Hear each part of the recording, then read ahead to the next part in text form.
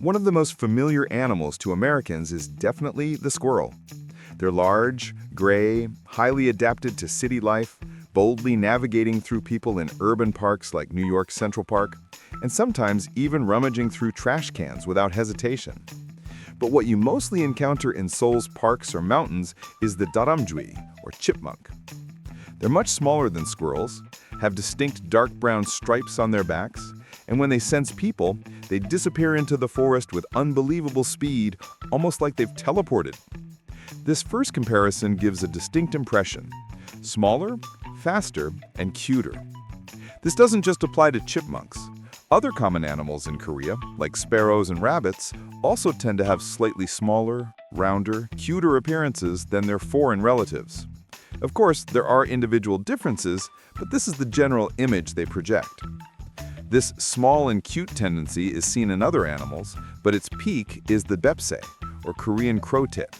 This bird, which doesn't live in the United States, is truly about the size of a golf ball. It has a small, round body, and its white feathers are so fluffy, like cotton candy, that the nickname flying cotton ball fits it perfectly.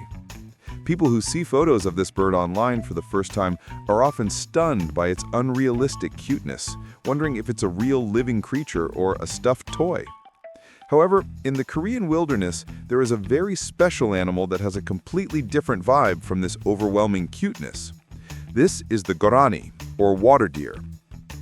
When you first see it from a distance, the water deer might also look like a pretty cute and gentle deer, with large, sparkling eyes and seemingly delicate legs.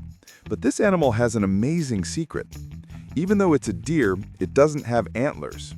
Instead, the males grow very sharp fangs that protrude from their mouths, used to protect their territory.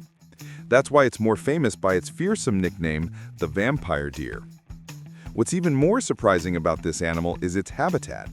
Over 90% of the entire world's water deer population, almost all of them, are concentrated right here on the Korean peninsula and in some nearby parts of China.